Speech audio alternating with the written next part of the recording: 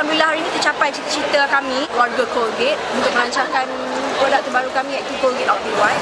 Dan saya rasa semua orang boleh relate bahawasanya kita dah membesar dengan Colgate ni daripada kecil lagi, dan having to have a brand yang kita percayai, at the same time satu lagi ingredient yang sangat powerful yang boleh memutihkan gigi kita within after just 1 week tu sangat powerful saya rasa, dan sangat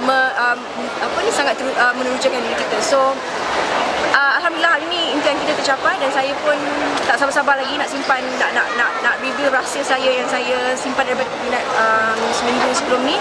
So yeah, here we are. Ladies and gentlemen, today we are going to reveal not just an ordinary product, but we're going to reveal a beauty secret like no other. We're going to reveal something that matches every accessory on every fashion.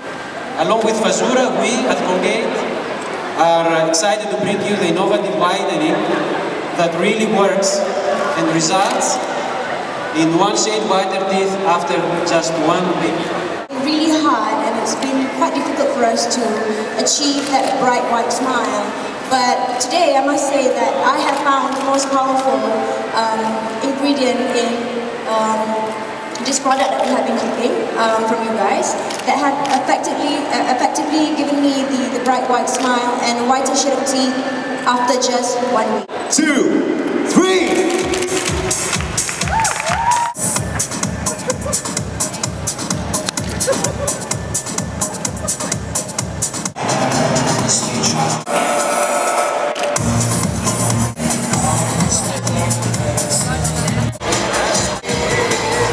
Tidak dapat diselidiki. Kini saya dengan cara untuk memutihkan gigi saya hingga 1 tunas selepas 1 minggu.